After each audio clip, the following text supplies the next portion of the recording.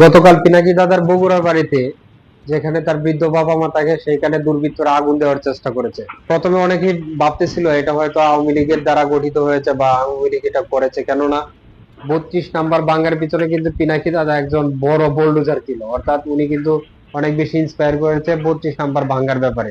তাই হয়তো অনেকের ধারণা ছিল যে এটা আওয়ামী লীগের কেউ করতে পারে, দুর্বৃত্তরা। কিন্তু উনি লাইভে এসে সরাসরি বলছে না, এটা আওয়ামী লীগ কখনো করতে পারে না, আর জামায়াতে ইসলাম করবে না। এনসিপি তো এরকম কাজ করার কোনো প্রশ্নই আসে না বা যৌক্তিকতাই নাই।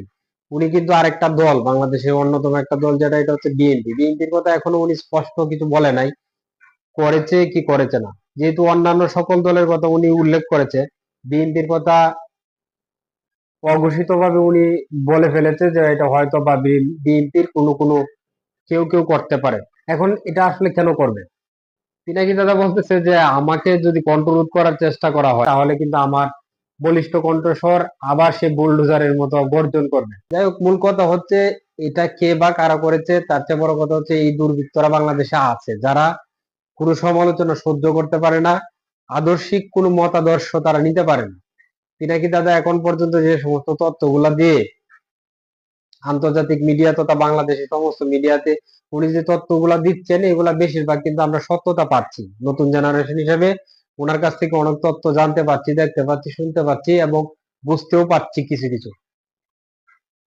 সমালোচকের কাজ হচ্ছে সমালোচনা করা, রাজনৈতিকবিদের কাজ হচ্ছে রাজনীতি করা এবং আদর্শ নেই পরায়ণতার দিক থেকে আপনি যদি আপনার মতো করে রাজনীতি করেন, যদি আপনি সমালোচনা সহ্য করার মতো বা ধারণ করার মতো ক্ষমতা আপনার মধ্যে না থাকে, তাহলে কিন্তু আপনি প্রতিহিংসামূলক হবেন, এটাই স্বাভাবিক। বগুড়া সহ সারা বাংলাদেশে অসংখ্য অজস্র কোটি কোটি লক্ষ লক্ষ বক্তব্যবিন্দু কিন্তু পিনাকি দাদার এখনো আছে, যাদের কাছে উনি উনার পরিবারের সহযোগিতা চেয়ে, পরিবারের জন্য সহযোগিতা চেয়েছে, পরিবারের নিশ্চয়তা চেয়েছে এবং তাদেরকে রাত জেগে পাহারা দেওয়ার জন্য অনুরোধ করেছে।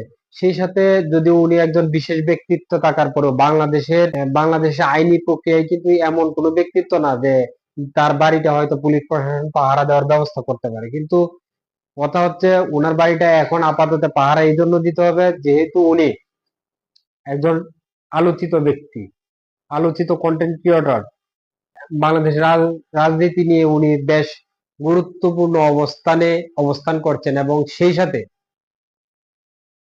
বুদ্ধিমত্তা এবং বিচক্ষণতা প্রয়োগ করে তিনি রাজনৈতিক পরিবেশটাকে সুন্দর এবং কিভাবে সুন্দর করা যায় সেই বিষয়ে পরামর্শ দিয়ে থাকেন, যে পরামর্শগুলো কারো কারো পক্ষে আবার কারো কারো বিপক্ষে যায়। আর বিপক্ষে যাওয়া মানুষগুলা বেশি সময় পসিবিলিটি থাকে তারা নেরুমন মানসিকতা প্রকাশ করার জন্য তার পরিবারের উপর আক্রমণ করাটা স্বাভাবিক।